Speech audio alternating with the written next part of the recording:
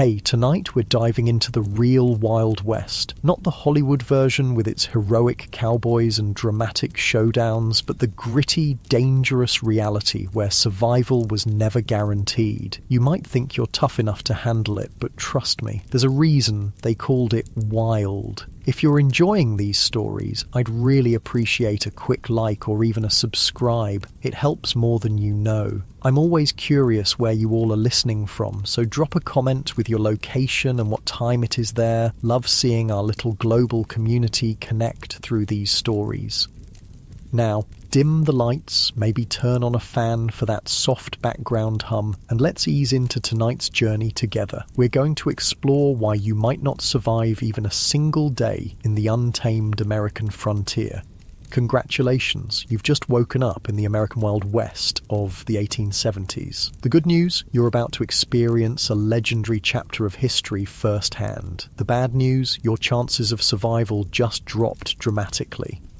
The first challenge hits you before you even open your eyes. The smell, not the earthy, pleasant aroma of nature you might expect, but something far more pungent. The stench of unwashed bodies, animal droppings, and what might possibly be raw sewage hanging heavy in the air.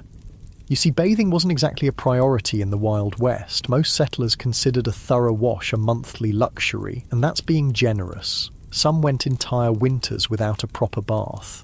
Water, was precious out here, and using it to clean yourself seemed wasteful when you needed it for drinking and cooking.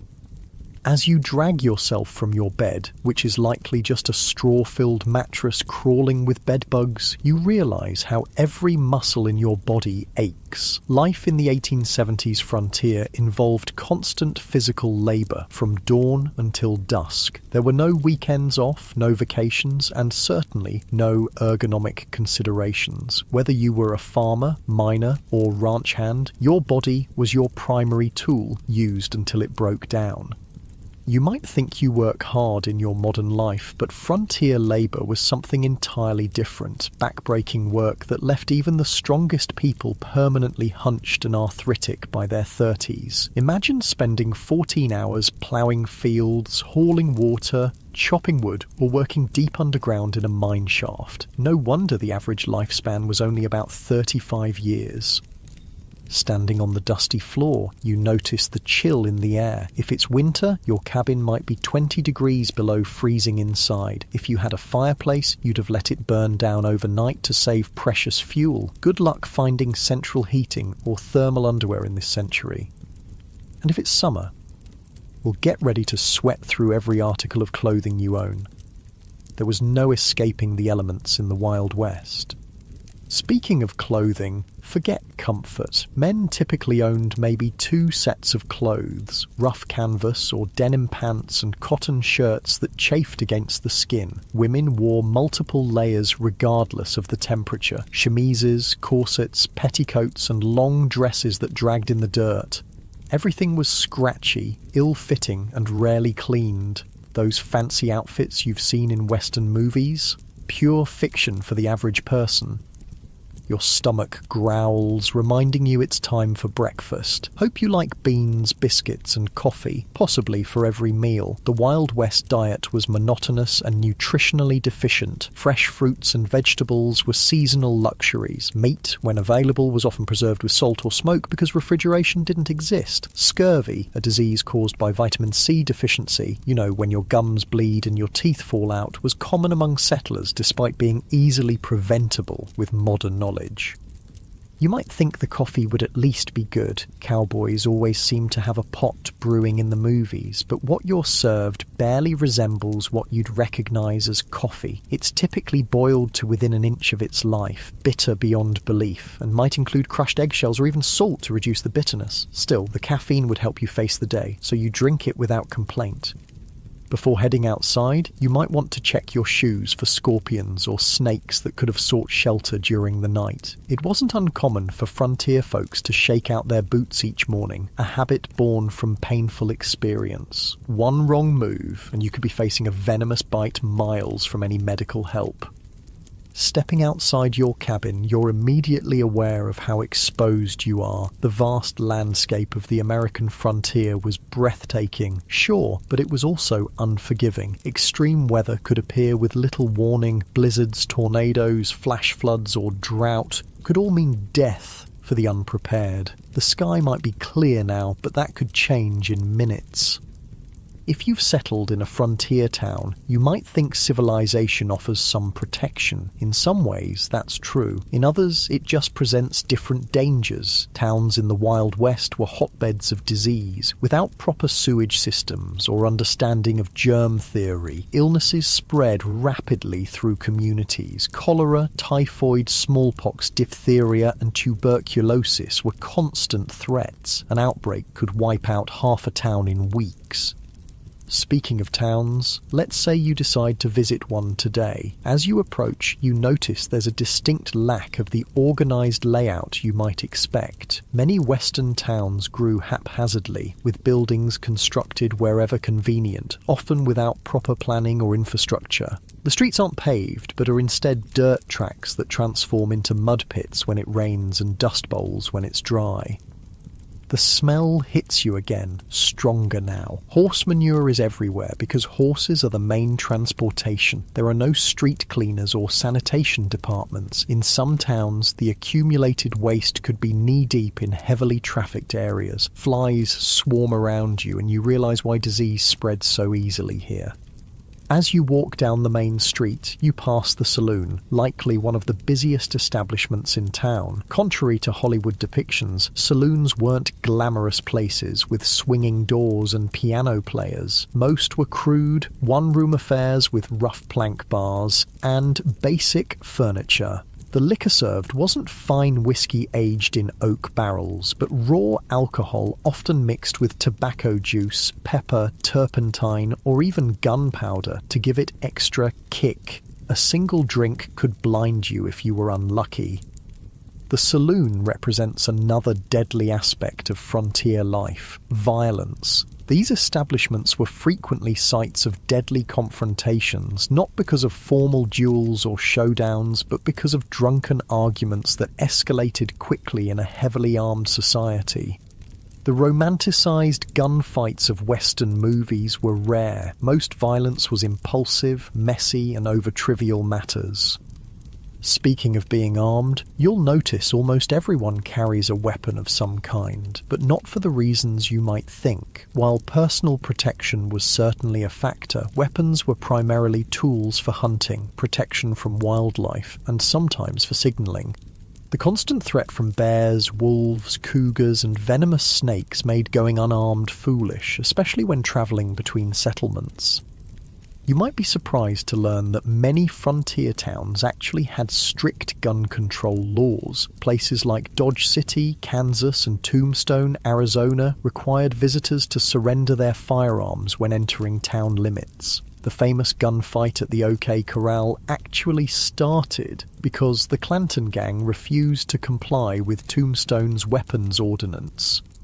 Despite what you've seen in movies, quick-draw duels in the middle of the street were exceedingly rare. Most shootings were ambushes or happened during robberies. The skilled gunslinger facing off against an opponent at high noon is largely a Hollywood invention. Real frontier violence was typically sudden, chaotic, and lacked any sense of honour or fairness.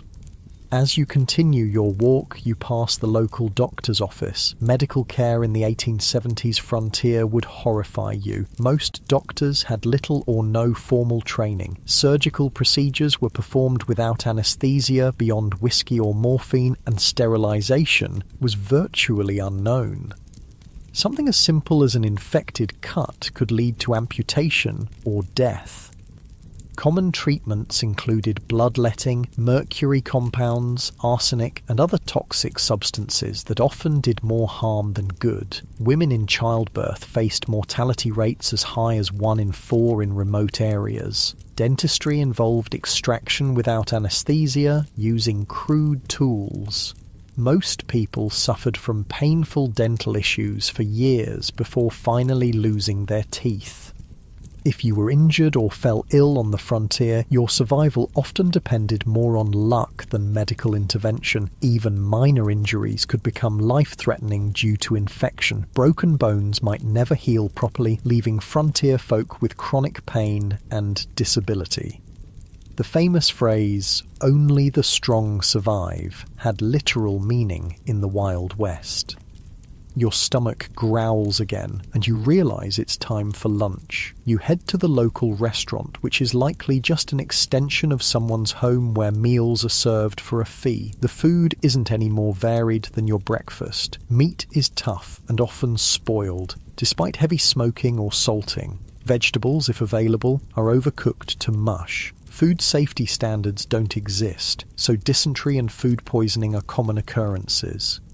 While eating, you overhear conversations about recent Indian attacks, outlaw gangs, or the danger of travelling alone. While Native American violence against settlers was far less common than portrayed in popular culture, in fact, settlers and the US military were far more likely to be the aggressors. The frontier was still a place of conflict. The systematic displacement of indigenous peoples created tensions that sometimes erupted into violence on both sides. As for outlaws, they were a genuine threat, particularly in remote areas. Law enforcement was sparse, with a single sheriff sometimes responsible for thousands of square miles. In many places, justice was handled through vigilante action rather than formal legal proceedings. Lynch mobs were common, and the concept of innocent until proven guilty often didn't apply. If you were accused of horse theft or cattle rustling, you might find yourself hanging from a tree before sunset, regardless of your actual guilt or innocence. After lunch, you decide to visit the local general store to stock up on supplies. The prices shock you. Basic necessities cost far more on the frontier than back east due to the difficulty and expense of transportation. A simple can of peaches might cost the equivalent of $20 in today's money. Many settlers spent most of their income on essential supplies with little left over for comfort or luxury.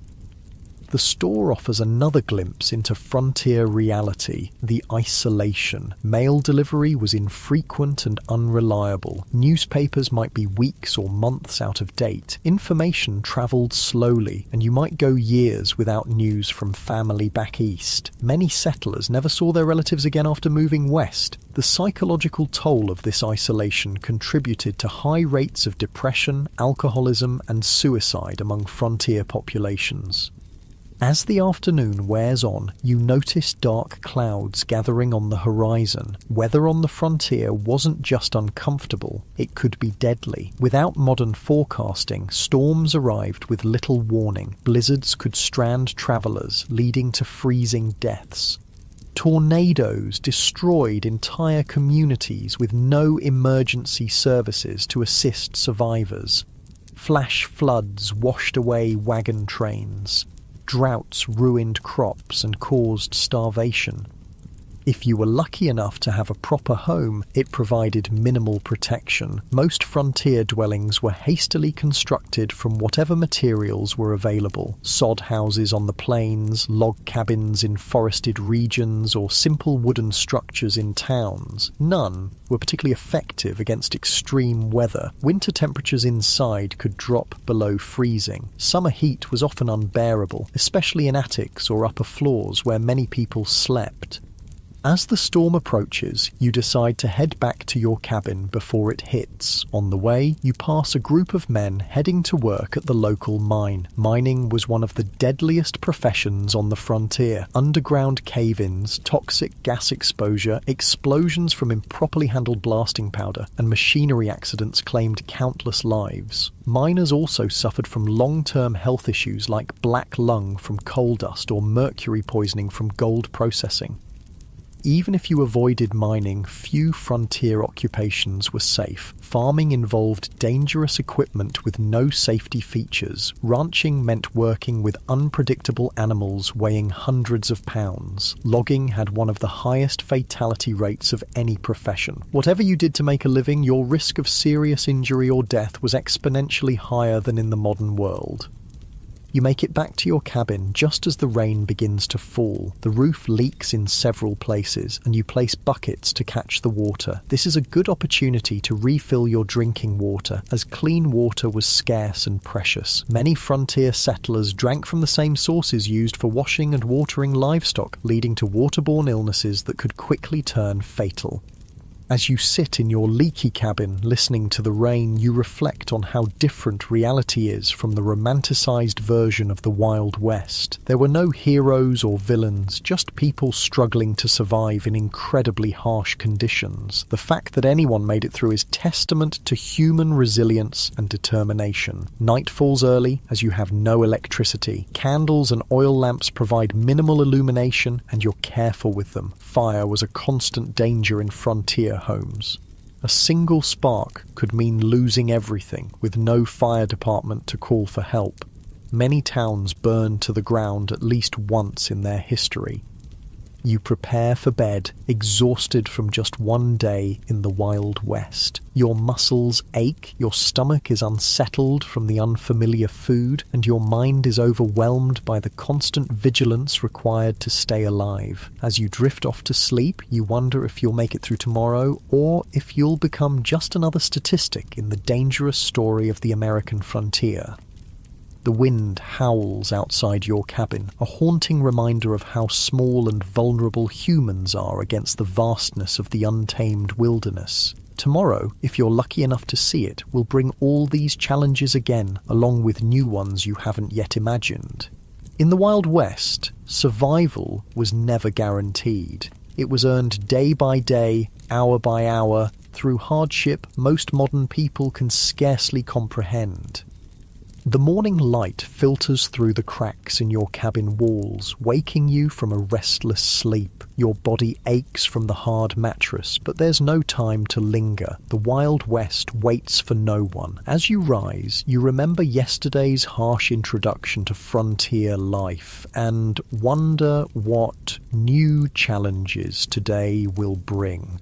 Let's say you decide to leave town today to travel across the frontier. Whether you're heading to another settlement, joining a wagon train west, or simply exploring, travel in the 1870s was an entirely different experience than what you're used to.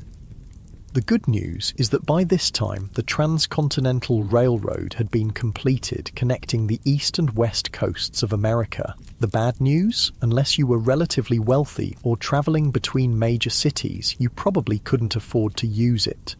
Most frontier folks travelled by horse, wagon, or simply on foot. If you owned a horse, consider yourself fortunate. Horses were expensive to buy and maintain, putting them out of reach for many settlers. A good horse might cost the equivalent of several months' wages. Then you needed saddles, bridles, feed, and veterinary care, though veterinary care often meant shooting the animal if it broke a leg or developed certain illnesses. Riding itself was no pleasure cruise. Saddles in the 1870s weren't designed for comfort but for function. Hours in the saddle left even experienced riders with blisters and aching muscles. And if your horse spooked at a snake or sudden noise, which happened frequently, you could easily be thrown, potentially suffering broken bones or worse miles from any help. If you couldn't afford a horse, you might travel by wagon. Forget the romantic image of pioneers cheerfully rolling across pristine prairies. Wagon travel was brutally uncomfortable. The vehicles had no suspension system beyond the slight give in wooden wheels, meaning you felt every rock, rut, and hole in the trail. The constant jarring caused wagon sickness, similar to seasickness, leaving travellers nauseous and miserable. Roads, if they existed at all, were typically just dirt tracks carved by previous travellers. After rain, they became muddy quagmires where wagons could sink axle deep. During dry periods, the dust was so thick you could barely breathe or see. Wagons frequently broke down, with wheels cracking or axles snapping miles from the nearest settlement. Let's say you've decided to journey all the way to California or Oregon. you've joined a wagon train heading west on the famous Oregon Trail. This 2,000-mile journey was one of the most perilous undertakings of the 19th century. Of the approximately 400,000 people who attempted it between the 1840s and 1860s, an estimated 1 in 10 didn't survive. The Oregon Trail was sometimes called the nation's longest graveyard. Some historians estimate that an average of 10-15 people died for every mile of the trail. Think about that. A grave every 350 feet or so for 2,000 miles. The trail was lined with makeshift crosses and stone markers, many without names, as families were forced to bury loved ones and continue their journey. Disease was the #1 killer on the Oregon Trail. Cholera, a bacterial infection spread through contaminated water, was particularly devastating. This horrible illness, caused severe diarrhea and vomiting, draining the body of fluid so quickly that a person could be healthy at breakfast and dead by dinner. There was no effective treatment available. Wagon trains would sometimes lose dozens of people in a single cholera outbreak. Other diseases like dysentery, typhoid, and mountain fever claimed countless lives. Children were especially vulnerable, with many families losing multiple children during the journey. Medical care was rudimentary at best, often consisting of folk remedies that did little to help and sometimes made conditions worse. Crossing rivers presented another deadly challenge. Wagons weren't designed to float, but pioneers had to cross numerous rivers on their journey west. Some had ferries or fords, but many required the wagon to be floated across like a makeshift boat. Wagons frequently capsized in these crossings, drowning people and livestock and destroying precious supplies. The Platte, Columbia, and Snake Rivers claimed hundreds of lives during the migration period. Contrary to popular belief, attacks by Native Americans were relatively rare. Most tribes were actually helpful to migrants, offering supplies, guidance, and assistance with river crossings. The majority of violent deaths on the trail came from accidents, being crushed by wagon wheels, drowning, or being kicked by draft animals. Firearms accidents were shockingly common, as most travelers were inexperienced with weapons but carried them for hunting and protection. The psychological toll of the journey was immense. Families buried children, parents, and spouses along the way, then had to continue travelling immediately. There was no time for extended grief on the trail. Each day's delay meant less chance of crossing the mountains before winter snows made passes impassable. The constant stress, grief, and physical hardship led many travellers to mental breakdown. Suicide was not uncommon among trail migrants. If you somehow survived the journey to California or Oregon, your challenges weren't over. Many arrived at their destination having spent all their money and resources on the journey itself. Families often arrived destitute, malnourished, and ill, only to find that the promised land had its own harsh realities. But let's say you've decided not to travel that far. Perhaps you're heading to a nearby town or settlement instead. Even short journeys in the Wild West presented significant dangers. Travelers might encounter outlaws who saw lone riders or small groups as easy targets. While the frequency of stagecoach robberies was exaggerated in later fiction, they did occur regularly enough to be a legitimate concern. The natural environment posed constant threats to travellers. Flash floods could wash out trails or trap unwary travellers. Summer heat in desert regions could kill through dehydration and heat stroke. Winter blizzards routinely trapped travellers, sometimes leading to freezing deaths or desperate situations like the infamous Donner Party, where survivors resorted to cannibalism to stay alive.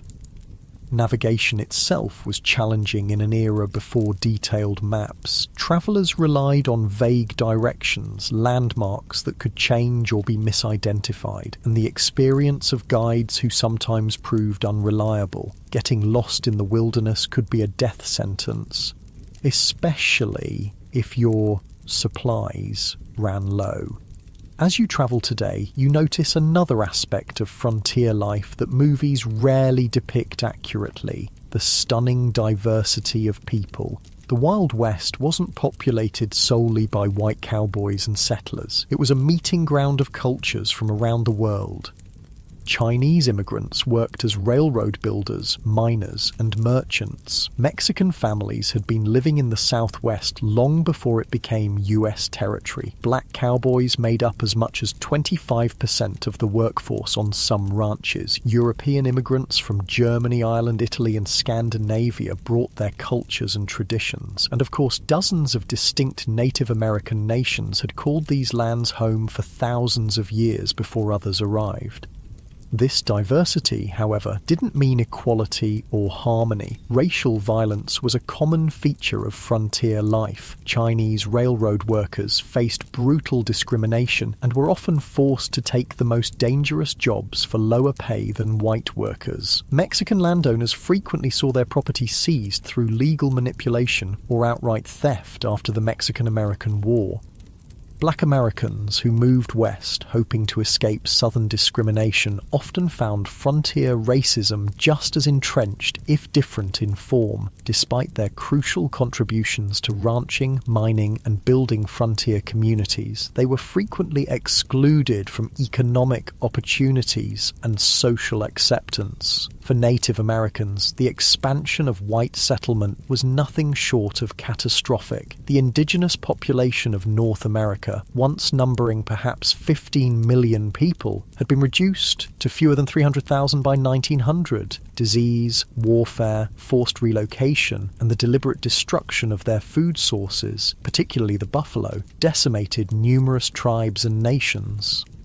US government policies systematically pushed Native Americans from their traditional lands onto reservations, often in areas with poor soil and few resources. Treaties were regularly broken when valuable resources were discovered on reservation lands. Native children were taken from their families and placed in boarding schools designed to erase their cultural identity, operating under the philosophy of kill the Indian, save the man.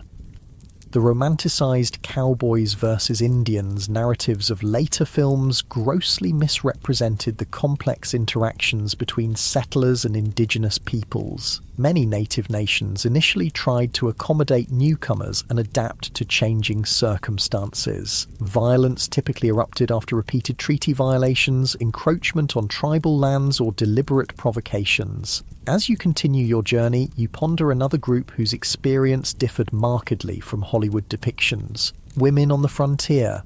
Far from the helpless damsels or schoolmarms of Western movies, frontier women performed incredibly demanding physical labour while navigating restrictive social expectations. On homesteads and farms, women not only handled traditional domestic duties like cooking, cleaning, childcare, and making clothing, but also worked in the fields, tended livestock, and defended the home when necessary. Their workday typically started before dawn and ended well after dark, with few, if any, days of rest. A frontier woman might need to plough fields in the morning, deliver a neighbour's baby at midday, fight off predators threatening the livestock in the afternoon, and still prepare meals and care for her own children throughout. Many women became widows young due to the dangerous nature of frontier life and had to manage farms or businesses alone while raising children. Despite their essential contributions, women had few legal rights. In most territories and states, they couldn't vote, own property independently if married, or have custody of their children in the event of divorce. Domestic violence was considered a private matter, with little legal recourse available to victims. For unmarried women, options were severely limited. Teaching was one of the few respectable professions, though female teachers were paid significantly less than their male counterparts, and were often expected to resign upon marriage. Some women found economic independence through running boarding houses, working as nurses, or establishing millinery or dressmaking businesses. Then there were the soiled doves, prostitutes who worked in frontier brothels and saloons. While later mythology romanticized these women, the reality was typically grim. Many entered the profession out of economic desperation after being widowed or abandoned. Physical abuse, Drug addiction and venereal disease were common hazards of the work. Even those who managed to earn substantial money found themselves socially ostracized and unable to transition to more respectable positions. Some women did find greater freedom on the frontier than they might have back east. The shortage of women in Western territories gave them more marriage options and sometimes better treatment as communities competed to attract and keep female residents. A few territories like Wyoming and Utah granted women voting rights decades before the 19th Amendment, recognizing their essential contributions to frontier development. As the day wears on and you continue travelling, you might wonder about law enforcement in this supposedly lawless land. The reality was complex and varied widely by location. Major cities and towns typically had some form of organised law enforcement, but vast rural areas had minimal, if any, official protection. County sheriffs were elected officials responsible for maintaining order across sometimes enormous territories. A single sheriff might be the only law enforcement for thousands of square miles, making regular patrols impossible. They relied heavily on deputizing ordinary citizens during emergencies, creating posses to pursue criminals or respond to violence.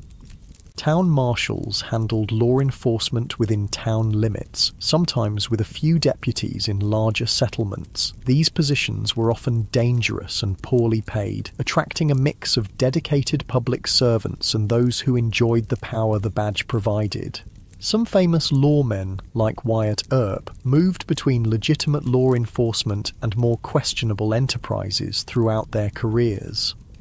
Federal marshals had jurisdiction throughout territories and states but were few in number. They typically focused on major crimes like counterfeiting, mail robbery, or offences involving multiple jurisdictions. The legendary U.S. Marshals of Western movies, single-handedly bringing law to lawless towns, were largely fictional creations. In many remote areas, justice was handled through informal community action rather than official legal processes. Vigilante groups formed to address perceived threats when formal law enforcement was absent or ineffective. Sometimes these groups maintained basic order, but they could easily become vehicles for prejudice, personal vendettas, or mob violence.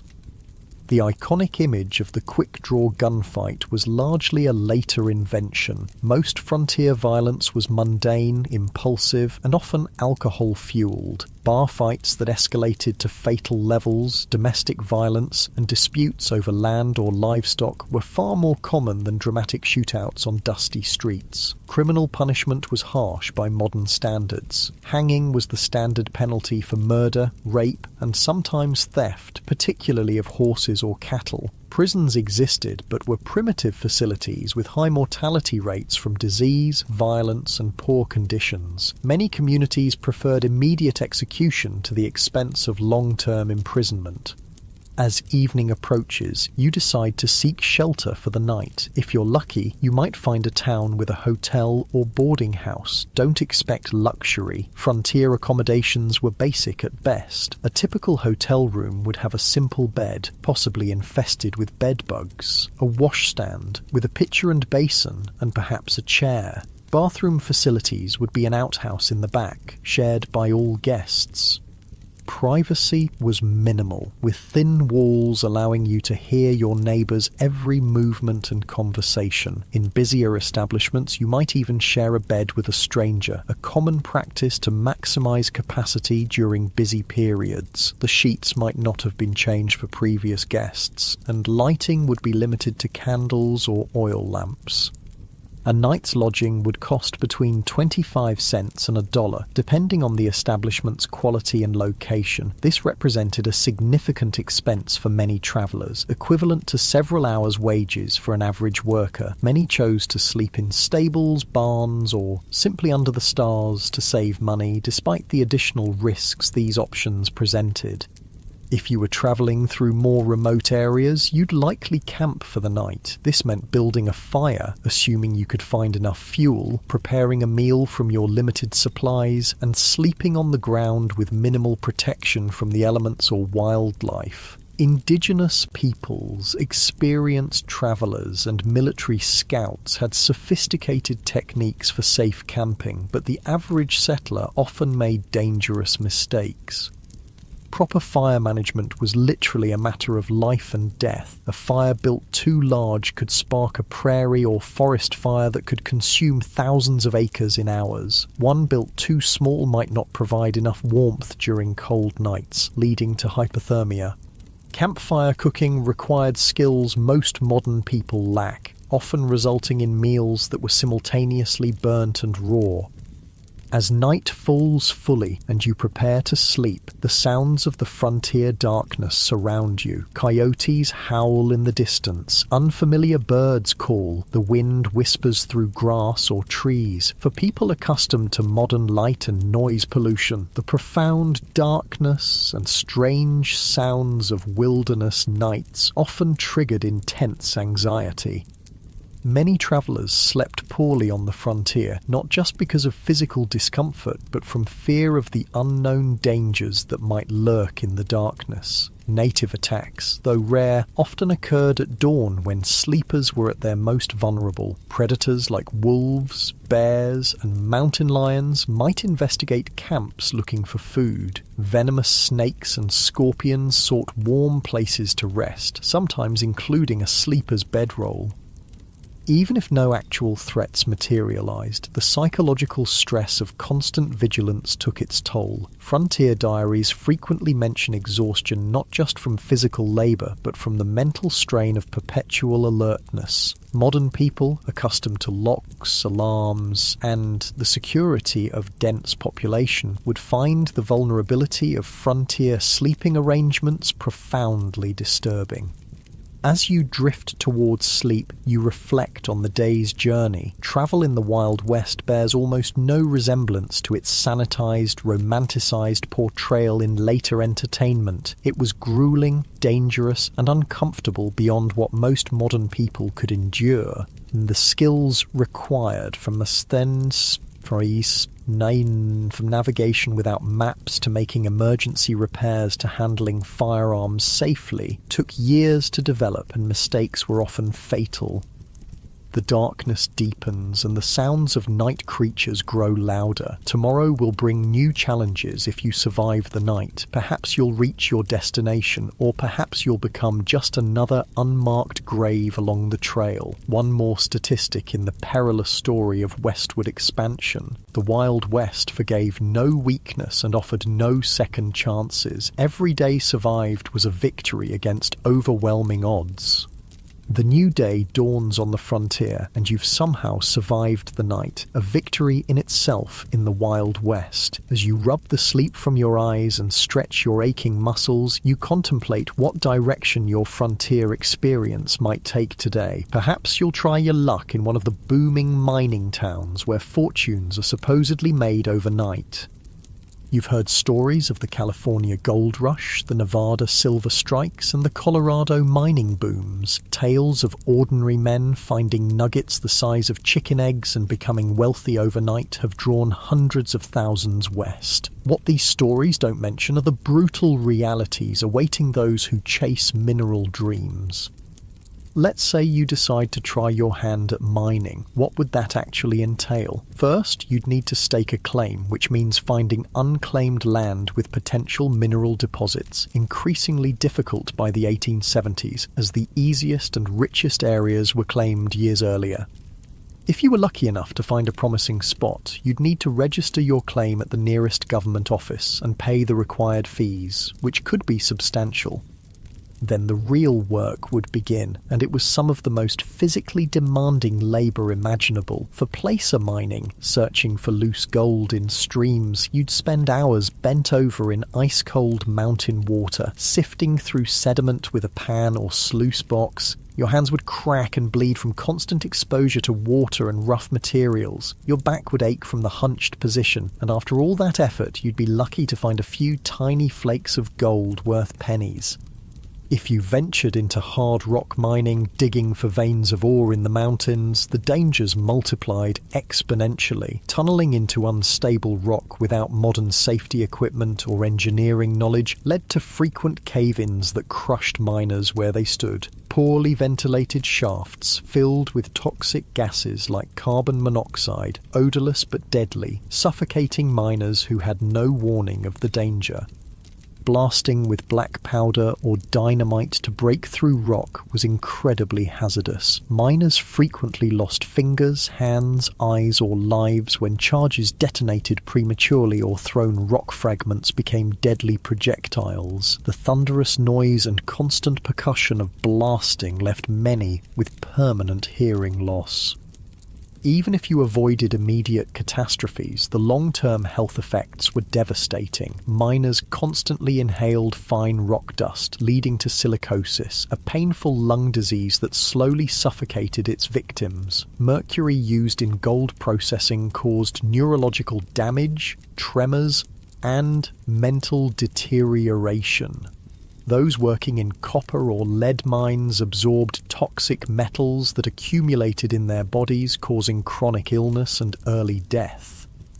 The mining industry of the 1870s had virtually no safety regulations or oversight. Mine owners prioritized profit over worker welfare, and injuries were considered an expected part of the job. Medical care for injured miners was minimal and often ineffective. A serious injury typically meant the end of a miner's career and livelihood, with no disability support or workers' compensation available. For all these risks and hardships, what was the likely reward? Despite the mythology of the lucky prospector, the vast majority of miners barely earned subsistence wages. By the 1870s, most worked for large mining companies rather than independently, earning $2 to for a grueling 10 to 12-hour day. Studies suggest that storekeepers, saloon owners, and prostitutes consistently made more money than the miners whose dreams sustained frontier mining towns. Speaking of mining towns, they were notoriously rough places. Imagine a community composed primarily of young, single men engaged in dangerous work with few women, families, or civilizing institutions. Alcohol consumption was astronomical. The average mining camp resident consumed several times more alcohol than the typical American today. Violence was commonplace, with fights, stabbings, and shootings occurring regularly. Sanitation in mining camps was typically abysmal. With minimal planning or infrastructure, human waste and garbage accumulated in streets and waterways. Typhoid, cholera, and dysentery spread rapidly in these conditions. During warm months, the stench could be overwhelming and swarms of flies spread disease from waste to food. If you managed to find valuable ore, you faced the challenge of converting it to cash. Banking in the Wild West was primitive and often predatory. Many mining towns had no banks at all, forcing miners to carry gold dust or ore, making them targets for theft. Some saloons and general stores offered to buy gold, but frequently at rates far below actual value, taking advantage of miners' limited options. Where banks did exist, they operated with minimal regulation or oversight. Bank failures were common, often wiping out customers' life savings without warning or recourse. Many bankers were little more than confidence men who established storefronts, collected deposits, and disappeared overnight with all the funds. Without federally backed currency, paper money was issued by individual banks and its value fluctuated wildly depending on the bank's reputation. Counterfeit bills circulated widely, and even experienced merchants could be fooled by well-made fakes. The safest form of money was gold or silver coin, but carrying it made one a target for robbery. Perhaps, after considering the dangers and disappointments of mining, you decide to try your hand at ranching instead. The cattle industry was booming in the 1870s, with demand for beef in eastern cities creating opportunities on the frontier. Surely this would be a healthier, more profitable venture. Ranching did indeed avoid some of the worst health hazards of mining, but it introduced its own unique dangers and hardships. Starting a ranch required significant capital. Land, livestock, equipment and buildings all represented major investments. Many aspiring ranchers went deeply into debt purchasing these necessities, betting their future on favourable weather and market conditions. Nature often had other plans. Droughts could wither grazing lands and dry up crucial water sources, forcing ranchers to either watch their cattle starve or sell at devastating losses. Harsh winters could kill entire herds, as happened in the infamous Great Die-Up of 1886 to 1887, when up to 90% of cattle on northern ranges froze or starved to death during unusually severe weather. Disease could sweep through herds, wiping out a rancher's investment overnight. Texas fever, anthrax, and other infectious diseases had no effective treatments in the 1870s. Predators like wolves and cougars took a constant toll on livestock, particularly vulnerable calves. Poisonous plants, quicksand, and injuries further reduced herds. The iconic cattle drives, moving herds hundreds of miles to railroad shipping points, were not romantic adventures, but grueling, dangerous undertakings. Cowboys, not the glamorous figures of later films, but typically young, poorly paid labourers, worked 20-hour days during drives, catching brief naps in the saddle as they moved thousands of animals across difficult terrain. These drives faced constant threats. River crossings could turn deadly in minutes if animals panicked, creating deadly pile-ups that drowned cattle and cowboys alike. Stampedes, which could be triggered by something as simple as a lightning strike or a snapping twig, turned thousands of 1,500-pound animals into an unstoppable destructive force. Cowboys caught in stampedes were often trampled to death. The cowboy's life was far from the freedom portrayed in Western mythology. They typically earned about $30 per month for exhausting, dangerous work. Most were very young men, often teenagers, from poor backgrounds with few other options. A significant percentage were black, Mexican, or mixed-race individuals facing discrimination that limited their opportunities elsewhere. Their diet on the trail consisted mainly of beans, salt pork, and biscuits, with minimal fresh food. Medical care was limited to whatever the trail cook might know about folk remedies. Injuries, common in such dangerous work, often went untreated until they became life-threatening. Many cowboys died young from injuries, exposure, or violence. Perhaps ranching doesn't appeal after all. What about farming? Surely growing food, the most fundamental of human activities, would offer a more stable and less dangerous way of life on the frontier. The Homestead Act of 1862 had opened vast areas of the West to settlement, offering 160 acres free to anyone who would live on and improve the land for 5 years. This seemed like an incredible opportunity, a chance for people with little money to become landowners and build independent livelihoods. The reality proved far more challenging than the promise. First, 160 acres might sound substantial, but in the arid regions that comprised much of the available land, it was often insufficient to support a family. Traditional eastern farming methods failed in these environments, where rainfall was a fraction of what pioneers were accustomed to. Many settlers had no knowledge of dry farming techniques needed for success in these regions. Starting a frontier farm required tremendous physical labour. The first task was building shelter, typically a sod house on the treeless plains, constructed by cutting and stacking dense prairie turf. These soddies were dark, damp dwellings that leaked when it rained, harboured insects and snakes, and crumbled without constant maintenance.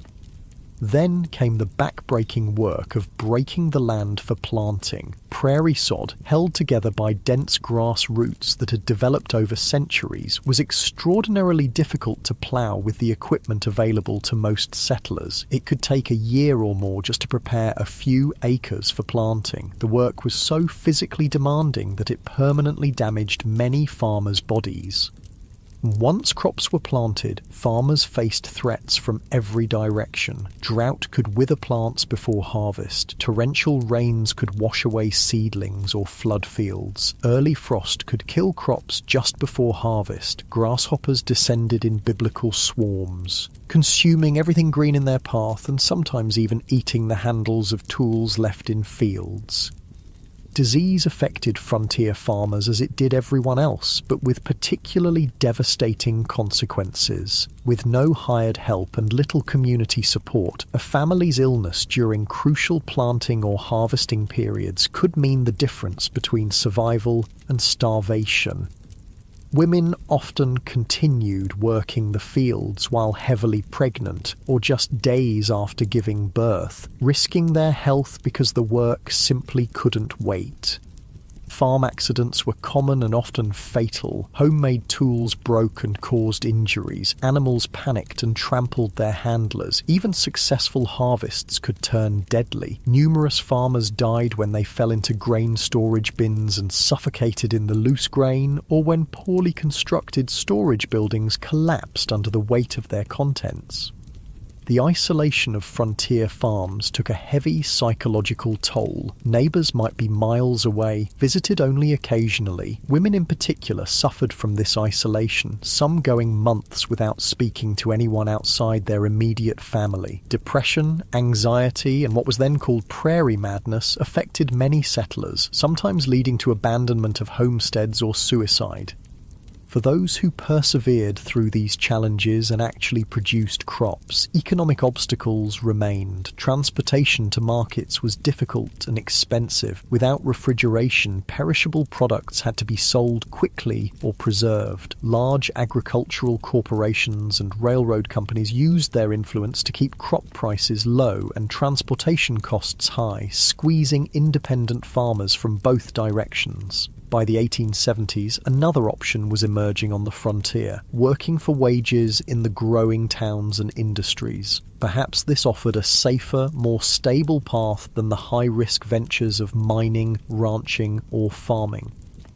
Wage labour did avoid some of the worst physical dangers and financial risks of independent enterprises, but introduced its own hardships. Industrial safety standards were virtually non-existent. Workers in frontier factories, mills, and workshops suffered horrific injuries from unguarded machinery. Construction workers built increasingly tall structures without harnesses or safety equipment, leading to frequent fatal falls.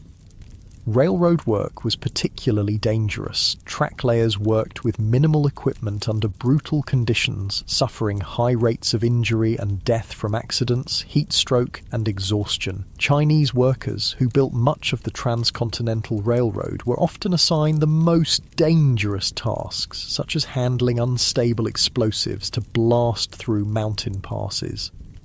Working hours were long by modern standards, typically 10-12 hours per day, 6 days per week. Pay was low, with most workers barely earning subsistence wages. Child labour was common, with children as young as 8 or 9 working alongside adults in many industries, often suffering higher injury rates due to their size and inexperience.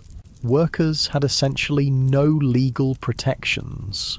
Employers could fire people without cause, reduce wages arbitrarily, or withhold pay entirely. Those who complained or attempted to organise for better conditions faced blacklisting, being marked as troublemakers who no other employer in the region would hire. Company towns, settlements where a single employer owned all housing and businesses, were common in mining and lumber regions. Workers in these communities paid inflated prices at company stores, lived in company housing, and sometimes were paid in scrip, company currency, rather than legal tender. This created a form of debt bondage where workers could never save enough to escape the system. Whether you mined, ranched, farmed, or worked for wages, frontier life shaped your experiences in ways modern people would find disorienting. Perhaps most striking was the relationship with time, not the carefully measured minutes and hours of our digital age, but a more fluid reality, governed by daylight, seasons, and natural rhythms. Without electric lighting, most people woke at dawn and slept shortly after sunset, their active hours expanding and contracting with the seasons. Work wasn't measured in 8-hour shifts, but by tasks that needed completion: fields ploughed, cattle moved, ore extracted. During harvest or roundup, people might work from first light until well after dark for weeks without a break. During winter, many rural workers had periods of relative inactivity when fields lay dormant or cattle needed minimal tending. The concept of punctuality, so central to modern life, had limited relevance on the frontier. With few clocks and limited need for precise timing in most activities, people operated on approximate schedules. Stagecoaches and later trains introduced more precise timetables to the West. But outside these specific contexts, morning or after dinner were sufficiently specific time designations for most purposes. Entertainment and leisure looked nothing like their modern counterparts. After exhausting workdays, most frontier folks had little energy for complex activities. Conversation around the fire, storytelling, or simple card games were common evening pastimes. Music was popular when instruments and skilled players were available, with fiddles, harmonicas, and guitars providing accompaniment for social dances. Reading material was precious and often shared among entire communities. A single book might be read aloud to gatherings of neighbours or passed from family to family until it fell apart from use. Newspapers, when available, were read repeatedly, with every advertisement and notice scrutinised for information about the wider world. Organised sports existed, but in simpler forms than today. Baseball was gaining popularity, played with minimal equipment on makeshift fields. Horse racing, wrestling, and shooting competitions provided both entertainment and opportunities to demonstrate valuable skills. Children played games that required little or no equipment: tag, hide and seek, and variations of stickball that could be played with found objects. Holidays and community celebrations took on great importance as rare opportunities for socializing and recreation. 4th of July celebrations might draw people from miles around for picnics, speeches, games, and dancing. Harvest festivals marked the successful completion of the year's most critical work. Religious holidays provided both spiritual meaning and welcome breaks from routine.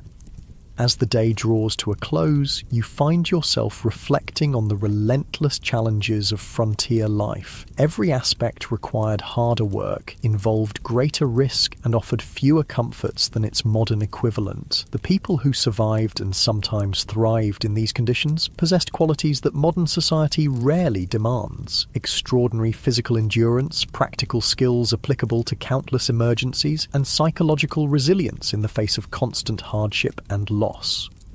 The darkness gathers once more, and with it comes a silence profound enough to hear your own heartbeat. No car engines, no air conditioners, no electronic hums, just the whisper of wind, the chorus of insects, and the occasional call of night birds. This profound quiet, so alien to modern ears, was the soundtrack of frontier nights, sometimes comforting, sometimes unsettling in its emptiness. As you drift towards sleep, you wonder if you would have had what it took to survive here, not just for a day or a week, but for years and decades. The people who shaped the American West, for better and worse, were not the idealized heroes of later fiction, but complex individuals facing extraordinary challenges with the limited resources and knowledge of their time. Their story, stripped of romanticism, is one of human endurance against conditions that would break many of us today. The cool night air settles around you like a blanket, and the stars emerge in a display of brilliance impossible to see in our light-polluted modern world. This at least is one pure beauty the people of the frontier experienced that few today can fully appreciate. The majestic sweep of the Milky Way across a truly dark sky, connecting them to the same cosmic panorama their ancestors had watched for countless generations. Morning arrives again in the Wild West, and with it comes hunger, a constant companion on the frontier. Food in the 1870s, West bore little resemblance to the varied, convenient diet you're accustomed to in the modern world. Let's explore what keeping yourself fed would actually entail in this harsh environment. The good news is that game was still relatively plentiful in many areas. Deer, elk, rabbit, and various birds could supplement your diet if you had the skills to hunt them. The bad news? Hunting required ammunition, which was expensive and might be needed for protection. It also demanded time away from other essential work, making it a luxury many settlers couldn't afford during busy seasons. Most frontier families relied heavily on foods they could grow, preserve, or purchase in bulk. The staples of the frontier diet were beans, corn, and pork, dense in calories but monotonous and nutritionally incomplete. Fresh fruits and vegetables were available only in season, a few months at most, and winter diets often contained no fresh produce whatsoever. This lack of dietary variety led to widespread nutritional deficiencies. Scurvy, caused by vitamin C deficiency, was common during winter and early spring when no fresh produce was available. The symptoms, bleeding gums, loosening teeth, joint pain, and eventually death, were well known but difficult to prevent with available resources. Other deficiency diseases affected growth in children and caused various chronic health problems in adults. Food preservation was a constant challenge and critical survival skill. Without refrigeration, meat needed to be consumed quickly or preserved through smoking, salting, or drying. These methods deterred bacterial growth but drastically changed flavors and textures while reducing nutritional value. The heavy salt content of preserved foods contributed to high blood pressure and other health issues. Women spent enormous amounts of time preserving food when it was abundant for use during scarce periods. Vegetables were pickled in vinegar or fermented. Fruits were dried or preserved with sugar if available. Root vegetables might be stored in root cellars, underground spaces that maintained cool temperatures. These preservation efforts were not optional activities, but essential survival work that could determine whether a family would eat during winter. Food storage presented its own problems. Properly prepared preserved foods could last months or even years, but improper techniques led to spoilage and potentially deadly food poisoning. Additionally, stored food attracted pests. Rats, mice, and insects consumed portions of most stored food supplies, and their droppings contaminated what remained. Most frontier families simply accepted a certain amount of insect parts and rodent droppings in their flour, beans, and other staples as unavoidable. Cooking itself was far more labour-intensive than modern people can easily comprehend. Meals were prepared over open hearths or wood-burning stoves that required constant attention and fuel. In wood-scarce prairie regions, women and children might spend hours gathering buffalo chips, dried manure, or twisted grass to burn as cooking fuel. Water had to be hauled from wells or streams, often hundreds of pounds per day for cooking, cleaning, and drinking. Even with these efforts, meals lacked the variety and flavour profiles modern people expect. Spices were expensive luxuries, used sparingly if at all. Sugar and coffee were treasured items, often hoarded for special occasions. Fresh milk was available only if a family kept a cow, and for only part of the year when the cow was producing. Most frontier children grew up with simple, repetitive diets that would horrify modern nutritionists. Interestingly, despite these limitations, obesity was rare on the frontier. The combination of limited food supplies, minimal sugar consumption, and constant physical labour kept most people lean. However, this leanness wasn't necessarily healthy. Many frontier folk suffered from malnutrition even when they had sufficient calories to sustain their work. Beyond basic survival needs like food, frontier life presented unique challenges for families raising children. If you had been born in the Wild West, rather than just visiting it, your childhood would have been dramatically different from modern experiences. Childhood itself was conceived differently in the 19th century. Children as young as 6 or 7 were expected to contribute meaningful work to family survival, not as educational chores, but as essential economic contributions. Young children minded livestock, gathered eggs, picked vegetables, watched younger siblings, and helped with countless other tasks that freed adults for heavier work. By age 10 or 12, most frontier children worked alongside adults at nearly adult capacity. Boys followed fathers into fields, barns, or workshops, learning skills through direct participation rather than formal instruction. Girls worked with mothers, learning the complex domestic skills necessary for frontier homemaking. Not simple housekeeping, but the production of essential goods like clothing, preserved food, candles, and soap.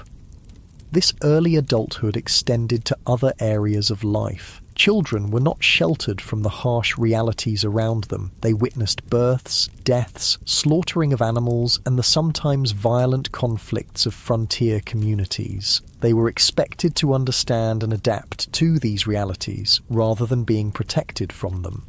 Education, as modern people understand it, was limited and inconsistent on the frontier. In established towns, schools might operate for a few months each year, typically during winter when agricultural work was minimal. One teacher, often barely educated themselves, might be responsible for students ranging from 5 to 17 years old, all studying in a single room. Physical conditions in these schools were challenging. Buildings were poorly insulated, leading to freezing conditions in winter and stifling heat in warmer months. Supplies were minimal, perhaps a few shared textbooks, slates for writing that had to be constantly erased and reused, and minimal paper that was treated as a precious resource. Corporal punishment was the standard disciplinary approach, with whippings or beatings administered for infractions as minor as whispering or failing to memorize assigned material.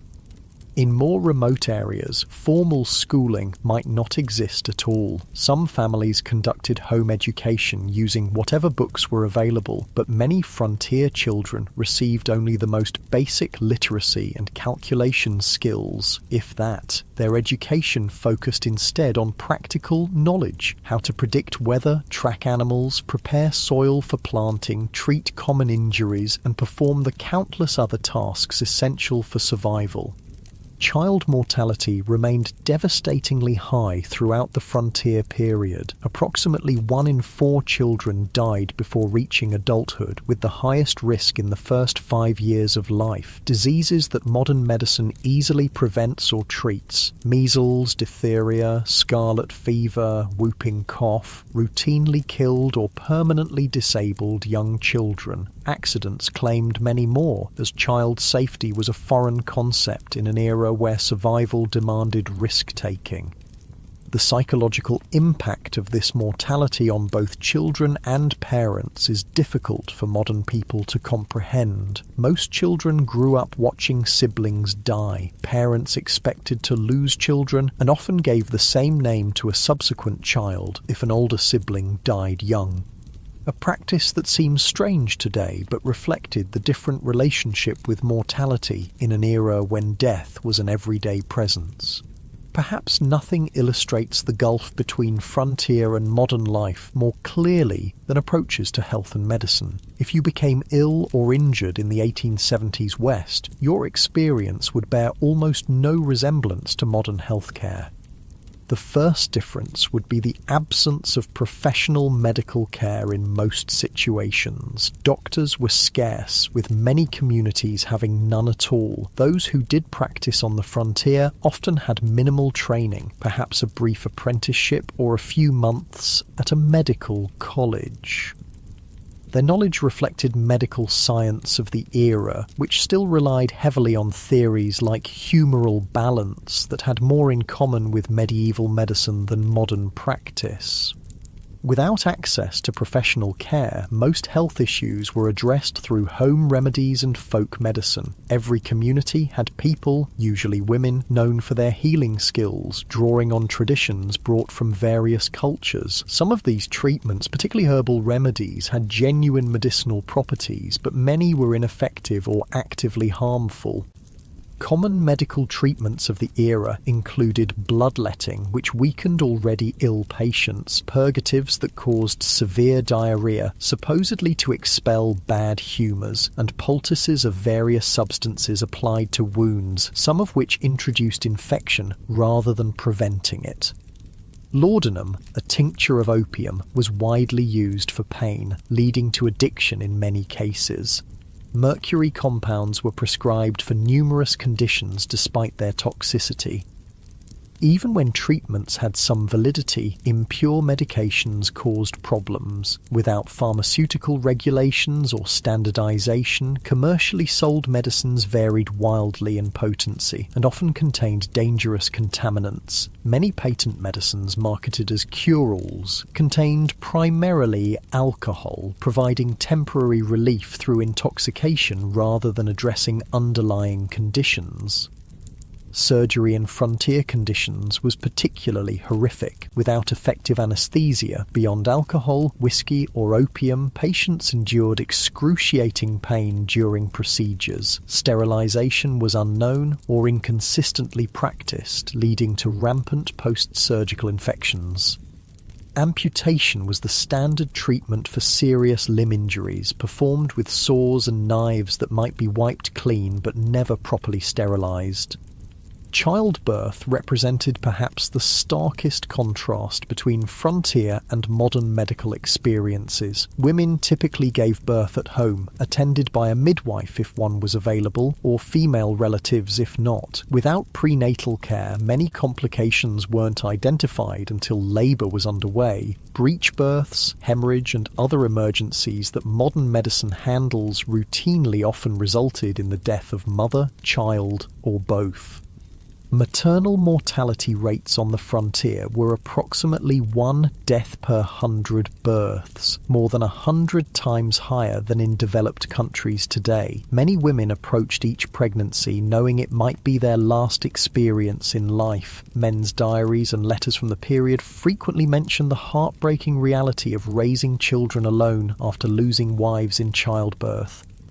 The combined impact of inadequate nutrition, constant physical strain, minimal preventive care, and primitive treatment options meant that frontier populations experienced health outcomes more similar to developing nations today than to modern America. Life expectancy at birth was under 40 years, with those surviving childhood likely to suffer chronic health problems by their 50s if they lived that long. Beyond these material hardships, frontier life imposed a form of isolation and disconnection that modern people, accustomed to instant global communication, would find almost unbearable. This isolation shaped frontier psychology and culture in profound ways.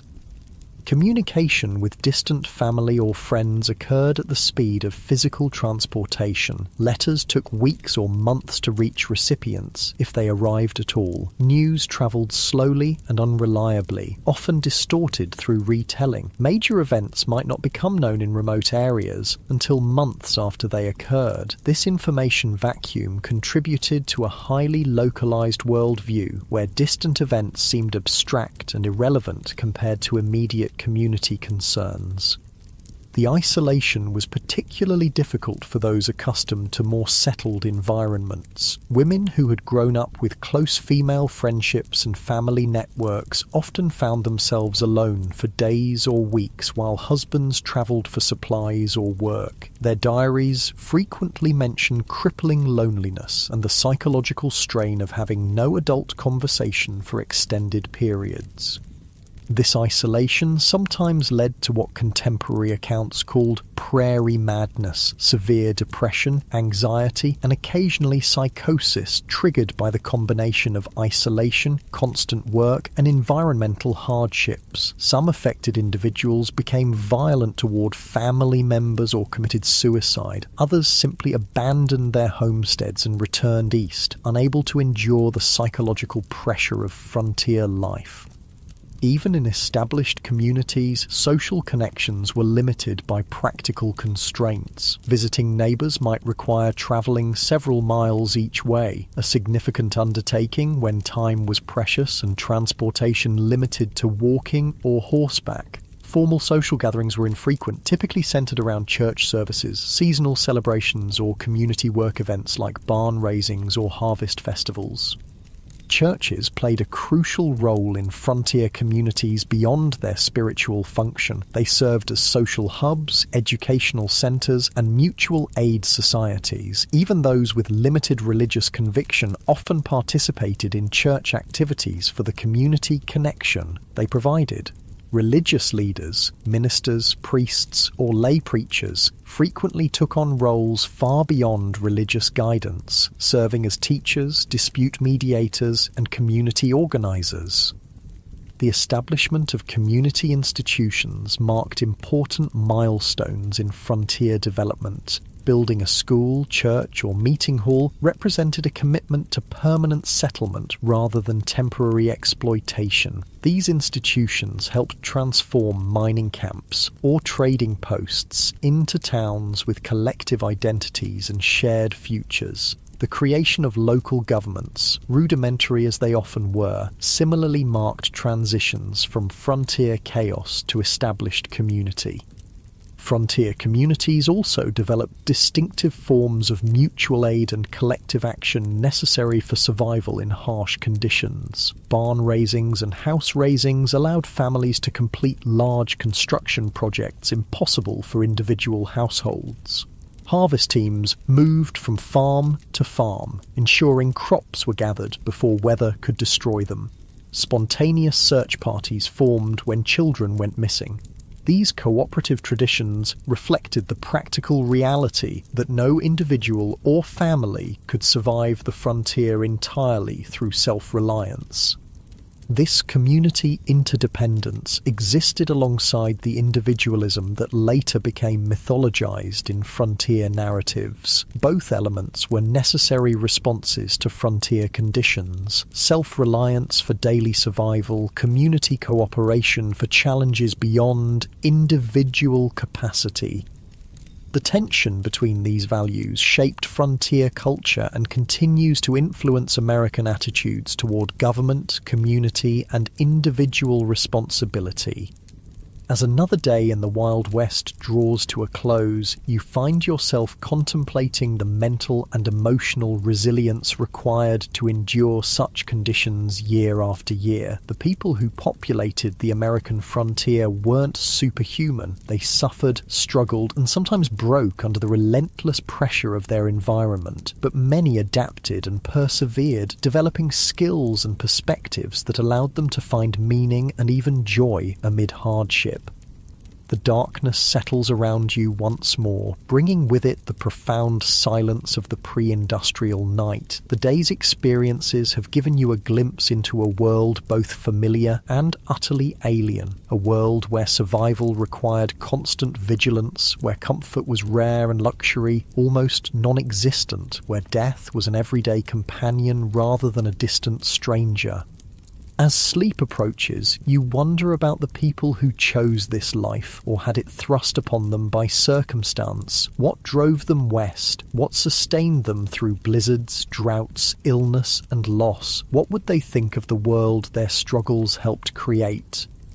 A world of abundance and security beyond anything they could have imagined, built on foundations they laid through exhausting labour and countless sacrifices. The questions follow you into dreams filled with endless prairies, towering mountains, and the faces of those who tamed the Wild West, not through romantic gunfights, but through the quiet heroism of daily persistence against overwhelming odds. Their story, stripped of Hollywood glamour and frontier mythology, stands as a testament to human adaptability and the extraordinary courage of ordinary people facing extraordinary challenges. Dawn breaks on what will be your final day in the Wild West. As the golden light spills across the landscape, you take a moment to appreciate the raw beauty that drew so many westward despite the dangers and hardships. The frontier was a place of stunning natural grandeur. Vast prairies rippling like oceans, mountains scraping the sky, canyons plunging into the earth's depths. This beauty, at least, wasn't a Hollywood invention. But even this relationship with the natural world differed profoundly from modern environmental perspectives. The frontier mentality viewed nature primarily as a resource to be conquered and exploited rather than preserved or protected. Timber was cut without consideration for regeneration. Game was hunted to the edge of extinction in many regions. Streams were diverted, polluted, or destroyed for mining operations with no thought for downstream consequences.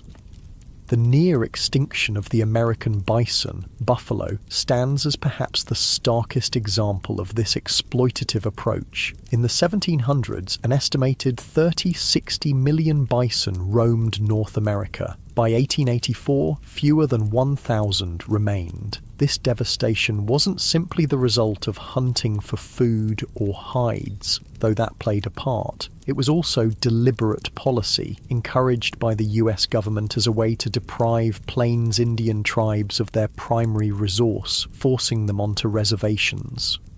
General Philip Sheridan, a key military leader in the Plains Indian Wars, reportedly stated, "Let them kill, skin, and sell until the buffalo is exterminated. It is the only way to bring lasting peace and allow civilization to advance." Whether or not he actually spoke these exact words, they accurately reflect government policy of the era. The destruction of the buffalo herds was environmental warfare designed to break indigenous resistance by eliminating their way of life. For Native American nations across the West, the expansion of white settlement represented an apocalypse, not just physical displacement, but the collapse of economic systems, spiritual practices, and cultural identities tied to specific landscapes and resources. While early interactions sometimes involved trade and cooperation, by the 1870s most indigenous groups faced stark choices: confinement on reservations, continued resistance against overwhelming odds, or cultural assimilation. The reservation system itself represented a form of cultural genocide. Native children were forcibly removed from families and sent to boarding schools designed to kill the Indian and save the man, as Captain Richard H. Pratt, founder of the Carlisle Indian Industrial School, infamously stated.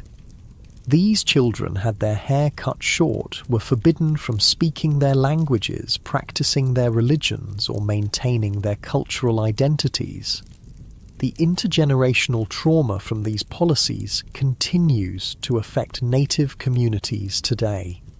Armed resistance against American expansion almost invariably ended in defeat, though some groups maintained independence longer than others. The Battle of the Little Bighorn in 1876, where combined Lakota, Northern Cheyenne, and Arapaho forces defeated Lieutenant Colonel George Armstrong Custer's 7th Cavalry, represented one of the last major indigenous victories. The subsequent military campaigns against these tribes were marked by increasing brutality, including attacks on villages and the killing of women and children.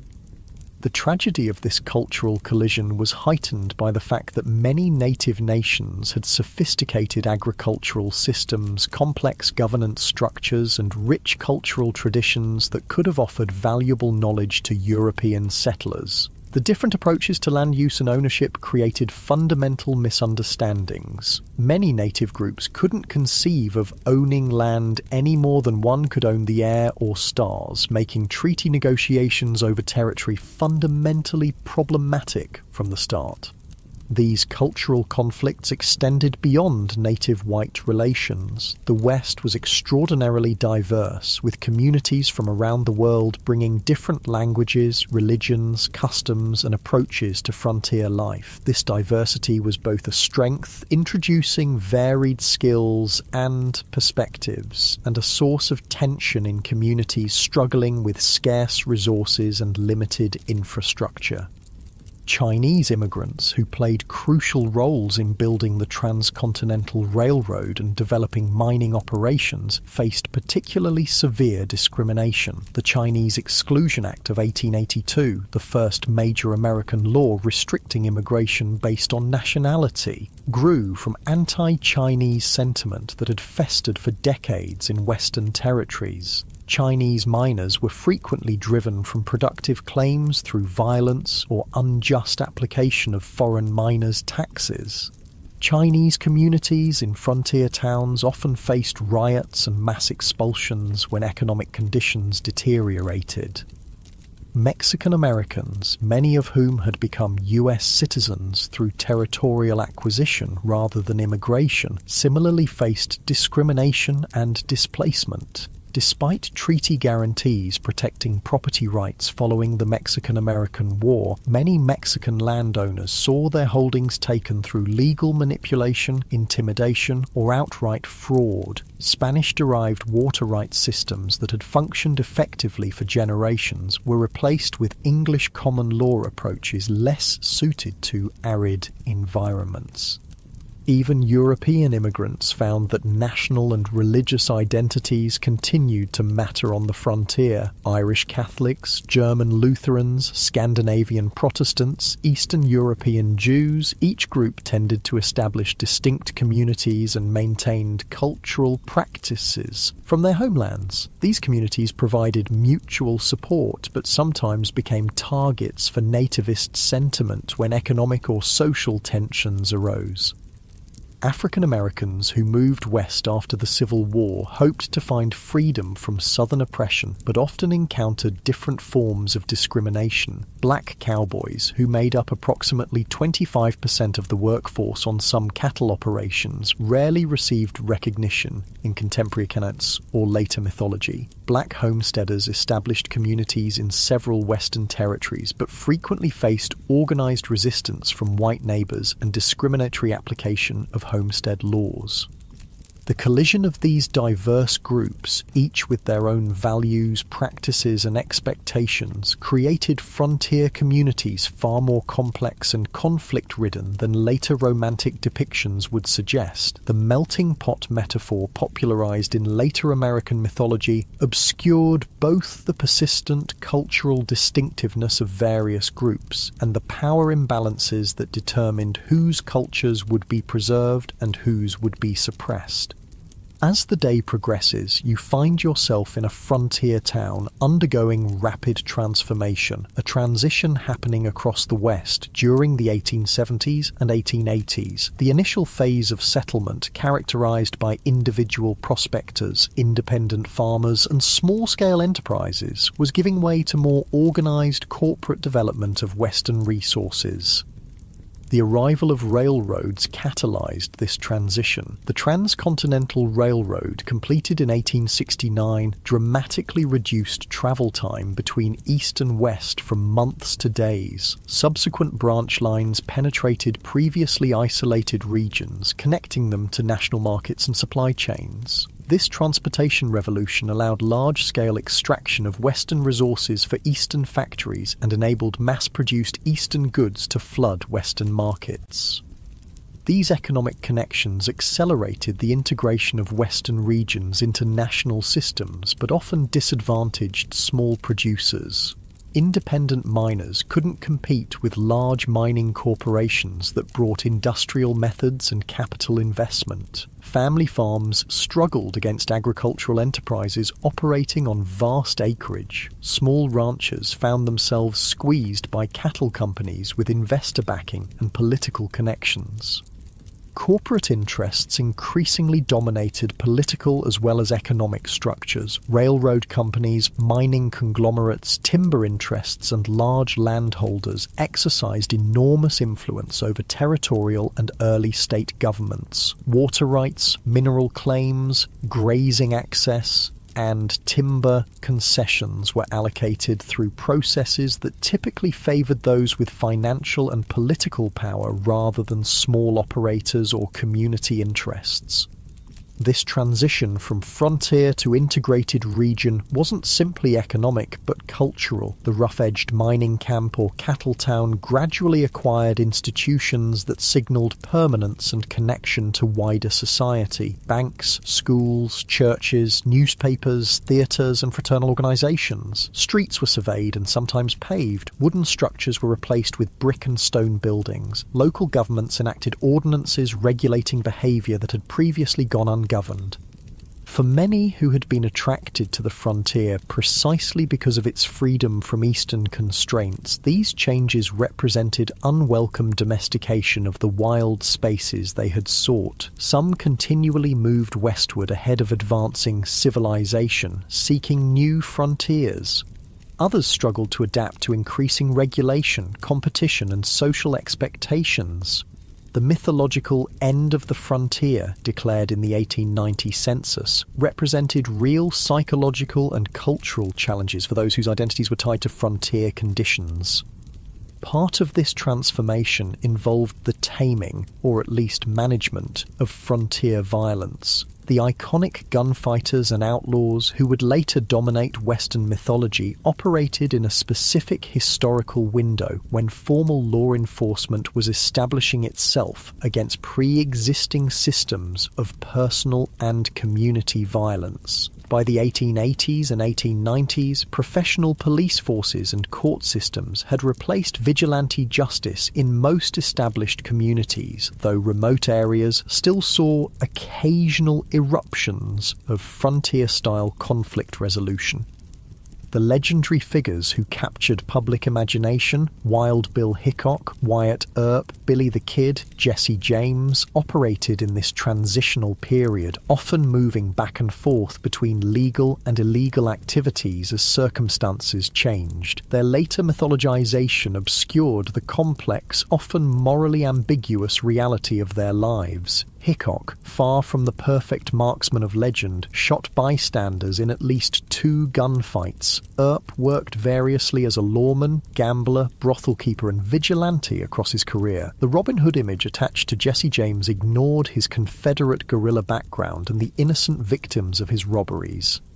As evening approaches on your final day in the Wild West, you find yourself contemplating the gap between frontier reality and the mythology that would later emerge from it. Why did Americans, and eventually the world, become so fascinated with a romanticized version of this brutal period? What needs did these myths serve, and what truths did they obscure? Part of the answer lies in timing. The most intense period of frontier mythology making occurred precisely as the actual frontier was disappearing. The Wild West shows of Buffalo Bill Cody began in the 1880s, featuring staged reenactments of Indian battles and stagecoach robberies for Eastern audiences, even as railroads, telegraph lines, and formal governance were integrating Western regions into mainstream American society. These performances weren't meant as accurate historical recreations, but as entertainment that resonated with Eastern ideas about the West. The dime novels that popularized exaggerated tales of Western heroes originated not on the frontier but in Eastern publishing houses, written by authors who rarely had first-hand experience of the regions they described. These formulaic stories emphasized action, clear moral distinctions between heroes and villains, and a vision of the West as a testing ground for American virtues of self-reliance, courage, and individualism. Later, Hollywood westerns further refined and amplified these mythological elements, creating iconic images of lone cowboys, heroic sheriffs, dastardly outlaws, and savage Indians that bore little resemblance to historical reality. These films served psychological and cultural functions beyond entertainment. They offered reassuring narratives about American identity during periods of rapid social change and international challenges. The mythology suggested that American character had been forged in frontier conditions, producing exceptional qualities that distinguished the nation from older societies. It implied that American expansion across the continent had been not just inevitable, but morally justified, a triumph of civilization over wilderness and progress over primitive cultures. It presented simplified moral frameworks where good invariably triumphed over evil through righteous violence, justifying America's growing military and economic power on the world stage. What these myths obscured was the complex, morally ambiguous reality of Western development, the genocide of indigenous peoples, the exploitation of immigrant labor, the environmental devastation, the corporate manipulation of political systems, and the deeply divided community struggling with fundamental questions about identity, governance, and resources. The real West offered no simple moral lessons, but rather a case study in how human societies adapt to challenging conditions, sometimes showing remarkable cooperation and creativity, sometimes descending into exploitation and brutality. As darkness falls once more, you reflect on your brief journey through the unromanticized Wild West. You've experienced firsthand why the average person today, accustomed to abundant food, medical care, physical safety, and countless comforts unknown to frontier dwellers, would likely not survive even a single day in the actual conditions of the 1870s frontier. The skills, knowledge, physical conditioning, and psychological resilience required for frontier survival represent a way of life so distant from modern experience as to be almost unimaginable. Yet something about this world continues to fascinate us. Perhaps it's the raw honesty of a life stripped to essentials, where tasks have immediate consequences and achievements represent tangible victories against natural constraints. Perhaps it's the community interdependence that emerged from shared challenges, creating connections that transcended differences in background or belief. Perhaps it's simply the reminder that human beings can endure and even find meaning in conditions far harsher than most of us will ever face. The legacy of the American frontier extends beyond mythology into the actual structures and systems that shape modern American life. Property laws, water rights frameworks, federal-state relationships, approaches to natural resources, and countless other aspects of American governance emerged from frontier-era compromises and conflicts. The diversity of Western communities, despite efforts at forced assimilation, contributed to the multicultural reality of modern America. Even the continuing tensions between individual rights and collective welfare, local control and national standards, exploitation and conservation have roots in frontier-era debates. For indigenous peoples, the frontier era represents not a glorious chapter in national expansion, but the devastation of ancient lifeways and the beginning of a long struggle for cultural survival and sovereignty that continues today. Their perspective reminds us that the simple triumphalist narrative of Western settlement ignores the complex civilizations that already existed and the incalculable knowledge lost through their disruption. The most accurate understanding of the frontier requires holding multiple perspectives simultaneously, acknowledging both the courage of those who built new communities in challenging conditions and the devastation experienced by those displaced by this expansion. As you drift towards sleep on your final night in the Wild West, the sounds of this earlier America surround you, the whisper of wind through prairie grass, the distant howl of coyotes, perhaps the faint piano notes from a saloon down the street. These sensory experiences, at least, connected all who lived through this era, regardless of background or circumstance. The vast skies, extreme weather, imposing landscapes, and profound silences shaped everyone who encountered them, creating a shared relationship with the environment even amid cultural conflicts. Tomorrow, you'll return to your own time, carrying with you a deeper understanding of this pivotal period in American history. You'll never again see a Western film or read a frontier novel without recognizing the sanitized, simplified version of a complex reality. You'll appreciate the extraordinary comfort and security of modern life, achieved through technological advances unimaginable to frontier dwellers. You might find yourself more aware of the skills and knowledge lost in the transition to our specialized, technology-dependent society, the practical self-sufficiency that allowed frontier people to build, repair, grow, preserve, and create what they needed with minimal outside support. Most importantly, you'll understand that the real story of the American West isn't found in gunfights and gold strikes, but in the daily struggles of ordinary people, men, women, and children of diverse backgrounds, who faced extraordinary challenges with the limited resources available to them.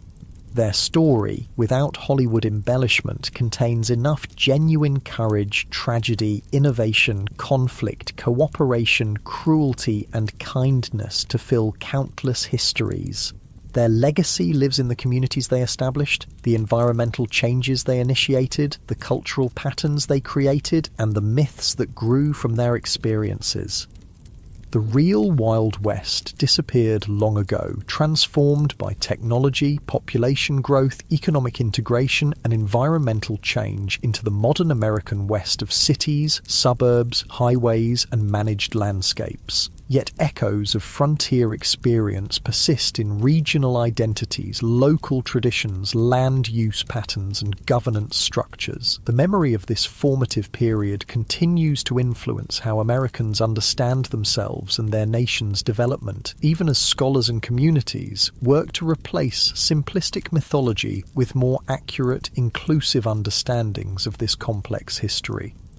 As you finally surrender to sleep, the boundary between past and present seems to blur. The challenges faced by frontier communities, adapting to environmental constraints, managing scarce resources, building functional communities among diverse populations, balancing individual freedom with collective needs, remain relevant in new forms today.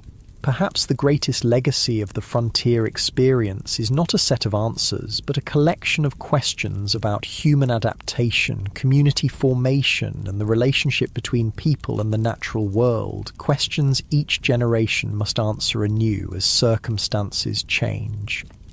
The stars shine brilliantly above, the same stars that guided travellers across the prairie, helped farmers time their planting, and gave comfort to homesick immigrants far from familiar landscapes. In this moment of connection across time, you feel a fleeting kinship with those who looked upon these same constellations a century and a half ago, wondering what tomorrow would bring in a world where survival was never guaranteed, but life, in all its harshness and beauty, was experienced with an intensity seldom matched in our more comfortable era. Sleep comes at last, and with it dreams of a West both harsh and magnificent, a place where human vulnerability and resilience were displayed in equal measure, where diverse peoples collided and sometimes cooperated in ways that would shape a nation, and where the daily struggle for existence contained moments of transcendent connection with landscapes of breathtaking grandeur. The real Wild West, stripped of romantic illusion, offers a window into human experience at its most elemental, challenging, frightening, and occasionally sublime.